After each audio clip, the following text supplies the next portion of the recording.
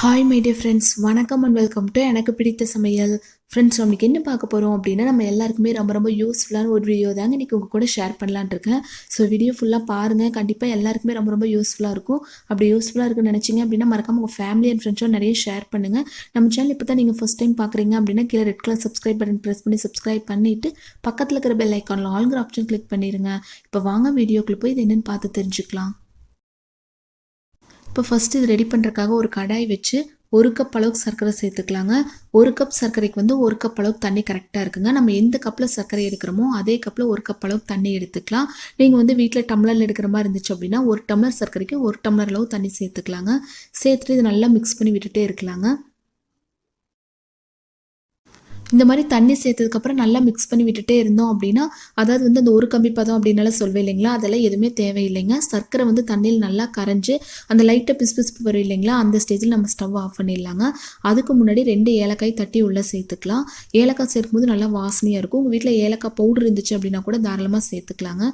சேர்த்துட்டு ஒரு டைம் இந்த மாதிரி நல்லா கலந்து விட்டுறலாம். இப்போ சர்க்கரை நல்லா கரைஞ்சி இந்த மாதிரி நல்லா கொதிச்சு வருது இல்லைங்களா, இந்த மாதிரி நல்லா கொதிச்சு வரையில நம்ம ஸ்டவ் ஆஃப் பண்ணிடலாங்க. லைட்டாக தொட்டு பார்த்தோம் அப்படின்னா கையில் பிசுபிசுப்பாக இருக்கும். அந்த ஸ்டேஜில் நம்ம ஸ்டவ் ஆஃப் பண்ணி இது கீழே தனியாக எடுத்து வச்சிடலாங்க. ரொம்ப நேரம் விட தேவையில்லை. இப்போ கீழே எடுத்து வச்சிடலாம். இப்போ ஒரு மிக்சிங் பவுலில் 1 கப் அளவு கடலை மாவு எடுத்துக்கலாங்க. நம்ம 1 கப் அளவு சர்க்கரை எடுத்து இல்லைங்களா, அதுக்கு 1 கப் அளவு தண்ணி தேவைப்படுச்சு. அதே கப்பில் 1 கப் அளவு கடலை மாவு எடுத்திருக்கோம். அதுக்கு 1 கப் அளவு தண்ணி தேவைப்படுங்க. இப்போ கடலை மாவு சேர்த்துட்டு கொஞ்சமாக ஒரு பிஞ்ச் அளவுக்கு பேக்கிங் சோடா சேர்த்துக்கலாங்க. அதிகமாக சேர்க்க தேவையில்லை. இப்போ 1 கப் தண்ணியை ஃபுல்லாக உள்ளே சேர்க்காம கொஞ்சம் கொஞ்சமாக சேர்த்து நல்லா தண்ணி பார்த்து மிக்ஸ் பண்ணி எடுத்துக்கலாங்க. இப்போ ஃபுல்லாக மிக்ஸ் பண்ணி எடுத்துகிட்டு உங்ககிட்ட காமிக்கிறேன் பாருங்கள். இப்போ இந்த மாதிரி நல்லா தண்ணி மாதிரி கலந்து எடுத்துக்கலாங்க. அந்த 1 கப் தண்ணியை கொஞ்சம் கொஞ்சமாக சேர்த்து நல்லா மிக்ஸ் பண்ணி எடுத்தாச்சு. அதுக்கப்புறம் கொஞ்சம் கலர்ஃபுல்லாக இருக்கிறதுக்காக நான் லைட்டாக ஃபுட் கலர் சேர்த்துக்கிறேங்க. உங்களுக்கு வேண்டாம் அப்படின்னா நீங்கள் தாராளமாக ஸ்கிப் பண்ணிக்கலாம். இப்போ அதையும் சேர்த்துட்டு நல்லா ஒரு டைம் மிக்ஸ் பண்ணி எடுத்துக்கலாங்க. இந்த மாதிரி தண்ணி பாத்தில் இருந்துச்சு அப்படின்னா கரெக்டாக இருக்குங்க. இப்போ கடாயில் கொஞ்சமாக ஆயில் சேர்த்து லைட்டாக ஹீட் ஆனதுக்கப்புறம் மீடியம் ஃப்ளேம் மாற்றிக்கலாங்க. மாற்றிட்டு ஒரு பெரிய வடிகட்டி வச்சுருப்போம் இல்லைங்களா, அதில் நம்ம ரெடி பண்ணி எடுத்தது ஒரு சின்ன கரண்டி யூஸ் பண்ணி இந்த மாதிரி உள்ளே சேர்த்து லைட்டாக தட்டி விட்டீங்க அப்படின்னா அந்த குட்டி குட்டி பூந்தி மாதிரி இருக்குது இல்லைங்களா, அந்த மாதிரி வந்துடும். இது நீங்கள் அதிக நேரம் விட்டீங்க அப்படின்னா கார பூந்திக்கெல்லாம் ரெடி பண்ணி எடுப்போம் இல்லைங்களா, அந்த மாதிரி மொறு மொறுன்னு ஆயிருங்க. அதிக நேரம் விட தேவையில்லை. இப்போ இந்த மாதிரி செஞ்சுட்டு எடுத்து ஒரு பிளேட்டுக்கு மாற்றிக்கலாங்க. பிளேட்டுக்கு மாற்றுறதுக்கு முன்னாடி பிளேட் மேலே ஒரு டிஷ்யூ பேப்பர் போட்டுக்கோங்க. போட்டுட்டு இந்த மாதிரி எல்லாமே உள்ளே சேர்த்துக்கலாம். இந்த மாதிரி மீதி இருக்கிறது எல்லாமே பொரிச்சு எடுத்துகிட்டு உங்ககிட்ட காமிக்கிறேன் பாருங்கள். எல்லாமே ரெடி பண்ணி எடுத்தாச்சு இல்லைங்களா. நான் ஃபஸ்ட்டே சொன்ன மாதிரி அதிக நேரம் இருந்துச்சு அப்படின்னா கார பூந்தி மாதிரி மொறு மொறுன்னு ஆயிருங்க. சீக்கிரமாக நம்ம வெளியில் எடுத்துடலாம். இப்போ நம்ம ஃபஸ்ட்டே சர்க்கரை பாகு ரெடி பண்ணி எடுத்து வச்சுருக்கோம் இல்லைங்களா, அது ஸ்டவ் ஆன் பண்ணி லோ ஃப்ளேம்க்கு மாற்றிக்கலாங்க. மாற்றிட்டு லைட்டாக ஹீட் ஆனதுக்கப்புறம் நம்ம இப்போ ரெடி பண்ணி எடுத்து வச்சுருக்கோம் இல்லைங்களா, அது ஃபுல்லாக உள்ளே சேர்த்துக்கலாங்க.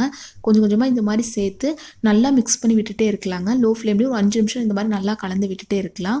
இதுக்கு நெய் அந்த மாதிரி எதுவுமே தேவை கிடையாதுங்க. ஈஸியாக சமையலே செய்ய தெரியான்னு சொல்கிறவங்க கூட டக்குனு இதை ரெடி பண்ணிடலாங்க. அளவுகள் ரொம்ப ரொம்ப ஈஸியாக இருக்குங்க. ஒரு கப்பில் எந்த கப்பில் எடுக்கிறோமோ அதே கப்பில் தான் சர்க்கரை, தண்ணி, கடலை மாவு எல்லாமே தேவைப்படும். இந்த மாதிரி நல்லா மிக்ஸ் பண்ணி விட்டுட்டு இருக்கலாங்க. ஒரு 5 நிமிஷம் இந்த மாதிரி பண்ணிட்டு நம்ம ஸ்டவ் ஆஃப் பண்ணிடலாம். இப்போ இது நல்லா சூடாக இருக்குது இல்லைங்களா, அதனால கீழே எடுத்து வச்சு இந்த மாதிரி மூடி போட்டு மூடி வச்சிடலாங்க. ஒரு 10 நிமிஷம் இந்த மாதிரி நான் மூடி வச்சுட்டு அதுக்கப்புறம் எடுத்து நம்ம உருண்டை பிடிச்சிக்கலாம். ரொம்ப சூடாக இருக்கக்கூடாதுங்க. அதே சமயம் ரொம்ப ஆறுனதுக்கப்புறம் உருண்டை பிடிக்க முடியாது. கைப்பொறுக்கிற சூடுன்னு சொல்வேன் இல்லைங்களா, அந்த ஸ்டேஜில் இந்த மாதிரி மீடியம் சைஸில் நான் உருண்டை பிடிச்சி எடுத்துக்கிறேன். உங்களுக்கு இதை விட கொஞ்சம் பெரிய சைஸாக வேணும் அப்படின்னா கூட தாராளமாக கொஞ்சம் பெருசாக உருண்டை பிடிச்சி எடுத்துக்கலாங்க.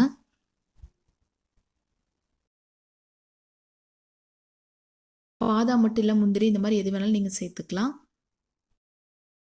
அவ்வளோதாங்க, சூப்பரான கலர்ஃபுல்லான லட்டு ஒரு 1/4 மணி நேரம் கூட இல்லை, சூப்பராக நம்ம ரெடி பண்ணி எடுத்துட்டோங்க.